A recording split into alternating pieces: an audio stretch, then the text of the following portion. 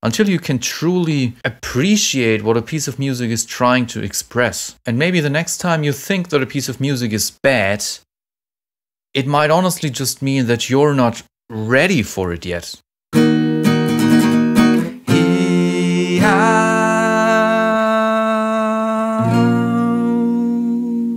It's not going there, but this would also work. There it was.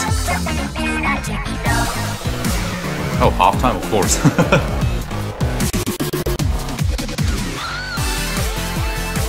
Oh, it loops. That was a weird loop, to be honest, but very interesting tune. Thanks for watching. Like this video and subscribe if you have not already, or I will beat you up with a pool noodle.